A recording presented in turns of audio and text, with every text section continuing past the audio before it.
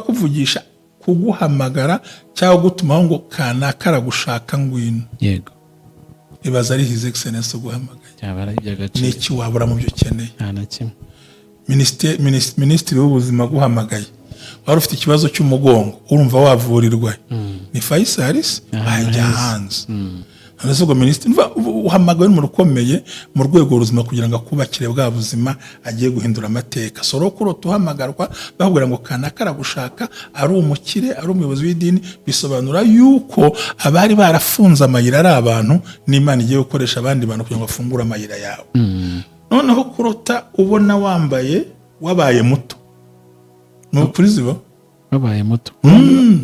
Nk'ubu mwirota afite imyaka 25 ndimo nkora akazi ndi muri ringi ya box yanuze ku box. Ubwo bitandukanye no kurota wasubiye mu bya kera. Wabaye umusore. Yego. Nk'ubu ndi muri mu myaka mito yabundi ndimo niruka nkora kurusi nterura mwebye imyaka mito cyane. Ntabwo ibyo bisobanura yuko ari karande, bisobanura ngo Imana ikongereye iminsi yo kubaho kugira ngo ibyagucitse urebe ukuntu byegeranya. Yego. Anyumvise nakumvise ibyagucitse ibyakubugiye kwangira kubyegeranya ubashe kugira imbaraga zo kubikoraho. Urumva ko bitandukanye no kubona washaje burundu. Oya washaje burundu ubwo basi mumba barigirayo genda kurota ubyara umwana agahita kuri umureba ako kanya mu nzozi kandi ukabyara uri umugabo uri umugore ukabyara ubundi biratandukana. Kubyara warabyaye, kubyara uri umugabo, kubyara uri umukobwa, ibyo tuzabijya in details mu gihe kizaza. Ariko byose it means the blessings will grow like a flower. Imigisha iri kwaguka izakura nk'indabo in the garden. Kure indabo mu grown quickly cyane byihutira kurota ubyara umwana. Banga iyo ubyara umwana agahita akura n'iki bisobanura ubuzima, icyerekezo, amahirwe, gutabarwa n'ibindi byihuta cyane. Kurota abawe umugabo cyangwa umugore bazamurwa mu ntera. Yego. Nk'ubu kaburyamye ukarota nk'umugabo bamuzamura mu ntera. Cyangwa ukarota umugore bamuzamura mu ntera. Cyangwa nawe ubwawe ukarota bakuzamura mu ntera. Kuzamura mu ntera ni iki? Ni ukukuvana ku ntebe wicaye bakagushyira ku yindi. Ushobora kubitangaza. Urimo urabyumva. Ndikubyumva cyane. Ibyo nabyo bisobanura ko hari ubuzima buhindutse. Ikindi kurota mva abantu bakubwira ngo uwo mwabana agakiza impanuka. Yego. Ni inkuru yumvikana ngo icyabahigaga mu bibereho kimaze kuva mu ruhande karande, imivumo birakuvuyeho, mutangiye kwisununura mu kintu twabyiza gutera imbere, mutangiye kugira imbera ni mu kigande, imbera ni terambere, obugaga bugiye kuza, obuyinza n'ibindi bigiye kugenda biboneka buhoro buhoro, kandi ugasanga ugiye gutera imbere kubera ko babonye bazamura uwawe. Kurota wibona uhagaze ku nkombe z'uruzi rugari. Yego. Uhagaze ku nkombe z'uruzi rugari rudafite umuraba nko ku Kivu, Tanganyika n'ahandi, ariko ubona n'uruzi rutuje. Biravuze ngo hari ibintu bitanu byihuse ku buzima bwawe. Icyambere amafaranga uzayabona utavunitse. Kabiri ubuzima ugiye gukira utarinze guhangayika. Gatatu Imana igaruye umutekano mu bintu byawe no mu bawe. Kane Imana iteretse uburinzi ku buzima bwawe n'ibyo wakoraga. Ku bufatanye n'inzego zifite mu nshingano, ubumwe bw'abera Ministries bwiyemeje kurandura burundu igwingira ry'abana bafite imyaka 5 kugera ku myaka 12, tubondora, tubagaburira, tubashyitsa ku kigero cyiza. Kwita ku mwana no kwita ku Rwanda rw'ahazaza. Kwita ku mwana no kwita ku maboko azagusimbura. Nawe niba mu kigo kigushishikaje ukumva ukinezerewe, fatanya n'ubumwe bw'abera Ministries kubaka u Rwanda rw'ahazaza, turandura burundu igwingira ry'abana mu kagari ubumwe bw'abera bukoreramo. Ubumwe bw'abera Ministries si idini, si itorero, nubwo genda no kuba ryo, ahubwo no muragira kwisanzura agakora igikorwa cy'umugisha agikorera abera bose. Buri muntu wese mu itorero rye abo wejejwe, ariko twita ku bana. Imana ibaha umugisha. Amen. Ubumwe bw'abera Ministries, amavuta akandagira amateka, ubuzima bugahinduka. Mwiyerekwa ry'umushumba Reverend Mbabazi Jean Baptiste ubwo yasengaga Imana, yamuhishuriye abantu benshi batsikamiwe n'amateka mabi. Imana iramubwira ngo genda ubasukeho amavuta ubuzima buhinduke nabo bahindura ubw'abandi. Ubumwe bw'Abera Ministries ntabwo ari idini, nta nubwo ari n'itorero, ni umuryango wakira buri muntu wese akabohoka.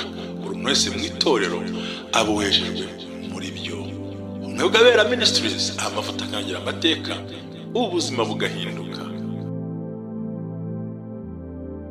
Suje nkifurije ibihe byiza ukurikiye Ubumwe bw'Abera Ministries, amavuta akandagira amateka ubuzima bugahinduka. Reka nkukomeze kandi mvuge nti ibyo urimo byose Imana ihere imirimo y'amaboko yawe, ntimwibagirwe Seeds of Joy. Abari mu Rwanda, bari hanze y'u Rwanda, mwese mudukurikiye turabakunda cyane. Abafite ibibazo bitandukanye namwe Imana ibabe hafi. Amazina ni Jerry, turagarutse n'ubundi nk'uko bisanzwe tubana mu biganiro bya buri munsi. Mushumba, wongeye kuramuka amahoro? Ndamahoro kuri uyu munsi wa mbere pe. Amahoro yuzuye ibyishimo n'umunezero, atari uko ibintu byose byarangiye, ahubwo nuko iki turinze ikindinze. Abarozi ntibashize ku isi, abagome ntibashize, abagambanyi ntibashize, abampiga ntibagabanije umurego, abankunda ntibagabanije umurego. Rero kuba nkiriho mbikesha Katonda w'amanyi, yemwe baza Katonda nnyo. Amushimira Nyagasani kuko biraravuze ngo ikigambo cya Bible cyogira kiti Zaburi, marayika wa Katonda niye zimba akasisira, niye torora abamutya n'abarokora. Ikindi kigambo kikavuga ngo Katonda agwayo kutesa kw'amawanga, niye divya ebirozo by'abantu. Ubwo nyine ngiye natakaye. Ahambere haravuga ngo marayika w'Uwiteka yubakira ihema bamwubaha kugira ngo abarokore.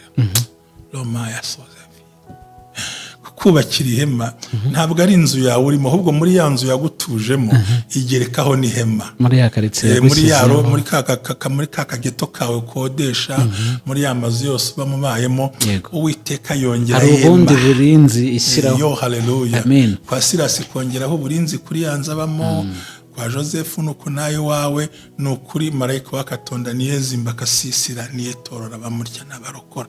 Ariko akasisira mu Kirundi mu Kigande n'inzu y'ibyatsi. Bibiri kavuga ko ari ihema. Bangaho tuba Imana kubera iki yavuga akazu k'ibyatsi. Iyo imvura iguye ntago byumva. Kandi inzu y'ibyatsi ntago zana isuri. Iyo hanze hashyushye mu nzu y'ibyatsi haba hakonje. Iyo hanze hakonje mu nzu y'ibyatsi haba hashyushye. Inzu y'ibyatsi nta mujoro ujya kwibamo. Muri make Imana iturindisha imbaraga utapfa kumenya. Igufubika ahantu ubwayo. Aho uteretswe ni naho iterekaho uburinzi bwayo bukomeye. No kuvuga ngo uburinzi bugushyiraho. Haleluya. Bukakugumaho. Hanyuma ikigambo cya kabiri cy'Akatonda nivuze rero kiravuga ngo Uwiteka akuraho impaka z'amahanga. Impaka z'abanyamahanga, urinde azarya ryari kujya tutamubona, ese ni kanaka, ese ni mwene nde, harya ubundi bye nibiki, kaba yabuze abayikingiranye ntagaragara, yatukuye amatama nibwake, yarananutse niki. Ngo Uwiteka akuraho ibyifuzo by'amahanga, yarangiza ngo agahombya ibitekerezo byabo.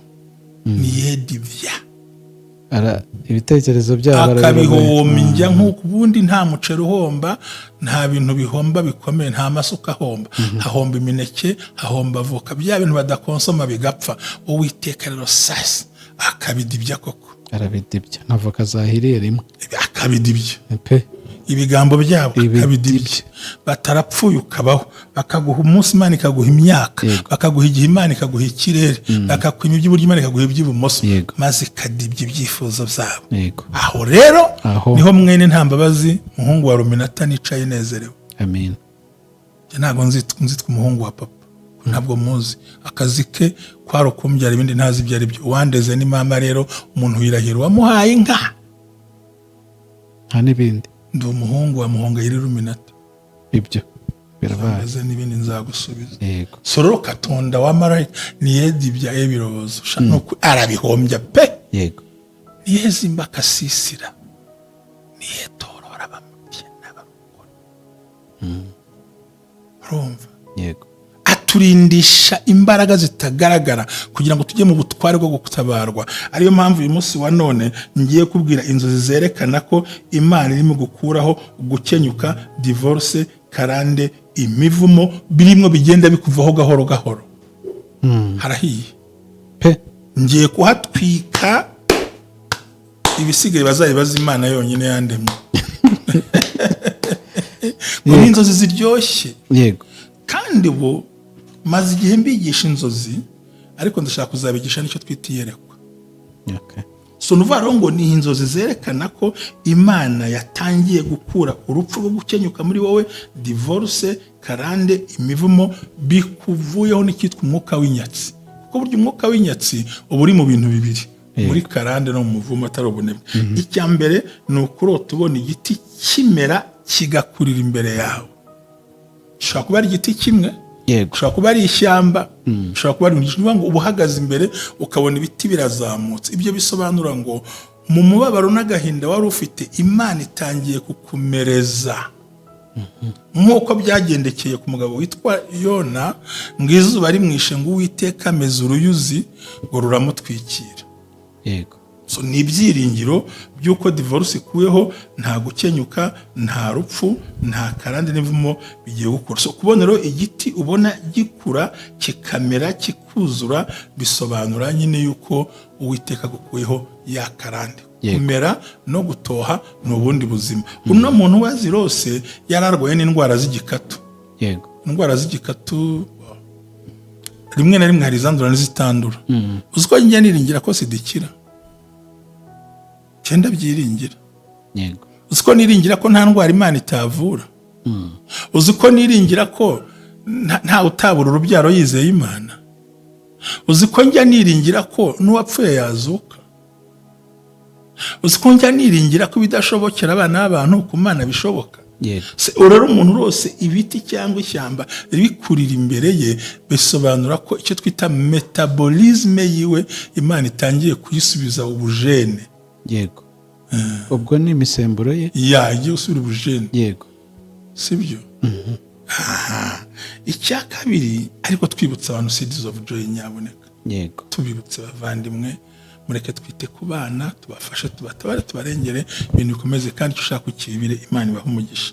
Noneho twavuga ngo ese ibyo biti nuko ndutamba, ese ubundi ibyo biti biba bimeze bite? Byaba ibiribwa, byaba bitaribwa, cyaba nishaka bari n'imiyenzi, nishaka bari n'iki, nuko cyazamukiye imbere yawe, kigakurira imbere yawe, ukakibona mu nzozi. Yego. N'ibyiringiro byo kubaho. Uno muntu yarwaye diabete, isukari iragabanuka. Uno muntu yarwaye pressure nayo iragabanuka. Bivuga ngo ni ubuzima bwo gukira. Icya kabiri ni ukurota ubona imodoka bayikura mu igaraje. Imodoka bayikora mu igaraje, handi bajya kuyikorera. Yego. Kandi nta modoka unagira, nta nubwo uzi kuyitwara, nta n'urufunguzo ugira rwawe, ukabona bagusohora imodoka muri garage yawe cyangwa urayitwaye. Biravuze ngo Imana igiye kurepara ubuzima bwawe yabishoje. There is a reparation. Usubiye mu buzima. Irakwishyuye. Ukora icyo twita reparation. Irakuramburushije. Irakuvunjiye. Irakuvunjiye. Irakumiminiyanse wa mugani w'abarya barokora. Irakununuwiza. Irakununuwiza, ikakununuwaya. Iguhaye umugisha. Ntabwo uzongera kuba igihanga. Niba birose uri umukobwa ukura imodoka mu igaraje, Imana iguhaye umugabo w'ukuri, Imana iguhaye fiancé w'ukuri. Niba uri umuntu ufite urugo ukaba wubatse ukarota ukura imodoka mu nzira, cyangwa ukabona umuntu ayisora yiguhaye, bisobanura ngo ubonye sapota mwiza mu buzima bwawe. Burya hari umuntu ugutera inkunga mpaka ageze ku rwego rw'uko yifuza kugera nawe ugeze ahantu hashimishije. Yego. Yes. Cunga minota, cunga zamu, cunga minota kugira ngo mbashe gukora ibyo ngomba gukora nihuta cyane. Yego. Ikindi ni ukurota ubona nakwita dress of the wedding, wedding dress. Ubwo ni imyambaro y'ubukwe, ikanzu. Hari ikanzu, hari n'amapantaro, abundi hari ibintu, ibi bintu twambara nk'amakostume, akenshi burya nta nubwo ari imyambaro y'ubukwe burya. Kireka ya n'imico y'Abanyaburayi. Barabona nk'abantu b'Abasenegale, Abasomali, bande bambara ibitenge, hari abandi bambara ibintu birebire by'abagabo, ukabona n'iby'abagabo myenda, mbega nicyo twita imyenda y'ubukwe. Kuba wawubona ufite kuba wambaye, kuba ureba, kuba umuntu aguha gahunda. Ntutinye se kuki mpawe umwambaro w'ubukwe kandi narakoze ubukwe, ese kuki mpawe umwambaro w'ubukwe kandi n'ubundi nufite urugo. No, it's a blessings. Imana yongeye vugirira ijambo ngo ikugarutseho bwa kabiri, kandi nigaruka iraza idaboringa ibintu byawe, irakuvunjira igushyire cyane rwose ngo nzabakubira kabiri. Yego, nikuite ngo bahane kabiri. Umva ibintu bigenda bikora uwo murimo ugomba kuba uzamura urota wa mwambaro. Yego, uwo ufite bawukwambika cyangwa bawuguha, ni uvuga ngo isura bari bazi kuri kanaka siyo baza kumubonaho. Yego, bazakwita ukundi batari ko byagenze bite. Ubundi kikubwira ko watangiye rero gukira cyangwa utaranakira ariko ugiye kwinjira mu bisubizo. Yego, ikubwire ko twakubuze usigaye hehe, telefone we ntigicamo. None se umuntu agushaka yakubona gute kwibaza? Ubu nibwo nkenewe. Noneho wanakwireba ugasanga bituma bagukenera nta bihari, ariko mu mwuka yego aravuga ati reka twigire inshuti nawe. Hari ibimenyetso, nta muntu ujya gusubizwa abantu batabimenye. Satani arabimenya, abadayimoni bakabimenya, n'abandi bakabimenya. Ngo ntuzabura kuba umwami wa Isiraheli. Yabibonye bagatangira Sira ko tutaguheruka, uba hehe, telefone yawe nticamo kandi ntiwayiborotse iriho. Utwo tugambo ukitwumva uhita wihina ahantu usome ku gafanta ati wow, hari ikintu Imana iri guteganya. Inzozi ya kane ni ukurota uhamagarwa n'umuntu ukomeye. Ntabwo ari ukuba muhagararanye, ntabwo ari ukuba kuvugisha, kuguhamagara cyangwa gutumaho ngo kanaka aragushaka ngwino. Yego, ibaza ari His Excellence uguhamagaye. Ni iki wabura mu byo ukeneye? Nta na kimwe. Minisitiri w'ubuzima guhamagaye, wari ufite ikibazo cy'umugongo urumva wavurirwa, ni Faisal ajya hanze. Ubwo minisitiri uhamagaye n'umuntu ukomeye mu rwego rw'ubuzima kugira ngo akubakire bwa buzima agiye guhindura amateka. Soro kurota uhamagarwa bakubwira ngo kanaka aragushaka, ari umukire, ari umuyobozi w'idini, bisobanura yuko abari barafunze amayira ari abantu, n'Imana igiye gukoresha abandi bantu kugira ngo bafungure amayira yawe. Noneho kurota ubona wabaye muto, ni ukuri ziba wabaye muto. Nk'ubu nkirota afite imyaka 25, ndimo nkora akazi, ndi muri ringi ya box, yanuze ku box. Ubwo bitandukanye no kurota wasubiye mu bya kera. Wabaye umusore. Yego, ubu nkaba ndi muri mu myaka mito yabundi ndimo niruka nkora kurusi nterura mwebye imyaka mito cyane. Ntabwo ibyo bisobanura yuko ari karande, bisobanura ngo Imana ikongereye iminsi yo kubaho kugira ngo ibyagucitse urebe ukuntu byegeranya. Yego, anyumvise nakumvise. Ibyagucitse, ibyakubugiye kwangira kubyegeranya, ubashe kugira imbaraga zo kubikoraho. Urumva ko bitandukanye no kubona washaje burundu. Oya, washaje burundu ubwo basi mu mbabari igirayo. Kurota ubyara umwana agahita kuri umureba ako kanya mu nzozi, kandi ukabyara uri umugabo, uri umugore, ukabyara ubundi biratandukana. Kubyara warabyaye, kubyara uri umugabo, kubyara uri umukobwa, ibyo tuzabijya in details mu gihe kizaza. Ariko byose it means the blessings will grow like a flower. Imigisha iri kwaguka, izakura nk'indabo in the garden. Kure nk'indabo mu grown quickly. Byandi byihuta kurota ubyara umwana, banga iyo ubyara umwana agahita akura, n'iki bisobanura ubuzima, icyerekezo, amahirwe, gutabarwa n'ibindi byihuta cyane. Kurota abawe, umugabo cyangwa umugore, bazamurwa mu ntera. Yego, nk'ubu ukaba uryamye ukarota nk'umugabo bamuzamura mu ntera, cyangwa ukarota umugore bamuzamura mu ntera, cyangwa nawe ubwawe ukarota bakuzamura mu ntera. Kuzamura mu ntera ni iki? Ni ukukuvana ku ntebe wicaye bakagushyira ku yindi. Bishobora kuba itangazo.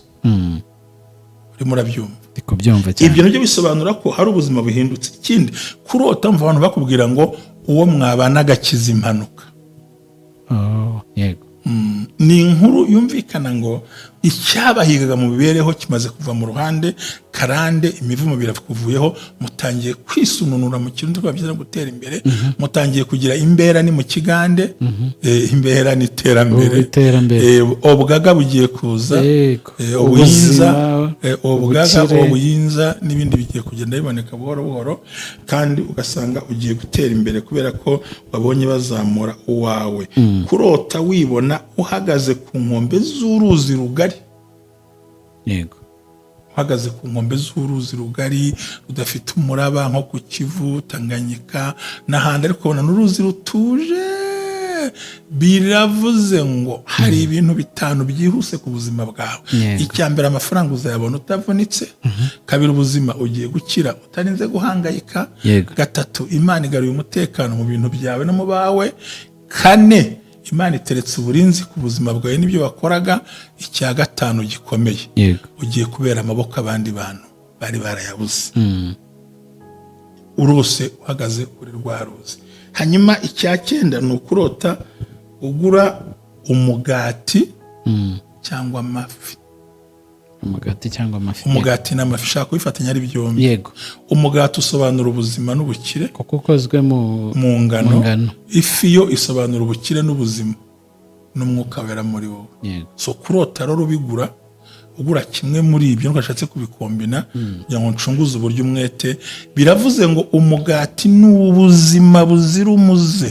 Ubuzima buzima nyabwo, ugiye kubyara, ugiye gukira indwara, ugiye gukira ibibazo, ugiye gutabarwa. Noneho ifi yo ntabwo ari akasamutwe, ni ibyiza biruta ibindi byose byakabayeho. Yego. Kuko burya ifi isobanura ubuzima, kandi we ko na Yesu ku isi yigeze atanga ibishyimbo, yatanze ibijumba, yatanze imyumbati, yatanze kawunga, yitangiye iki? Yatuburaga iki? Ifi n'umutsima, ifi n'umugati, ifi n'umugati, ifi n'umugati, ifi n'umugati. Ubuzima, imibereho, kumvirwa, kudahigwa, guhishwa, kwiturira mu mazi, ahantu hafutse, kuva mu nduru, kuva mu gahinda, kuva mu matiku, no kwinjira mu birere by'abantu bafite amahirwe adasanzwe. Yego. Icya 10 tugiye gusorezaho, iki cyo nkivuze inshuro zirenga 40. Kurota wambaye neza. Niba ari uko mbikunda, kurota wambaye neza. Nawe wakureba ukumva urambaye, ariko ni hehe? Mu nzozi.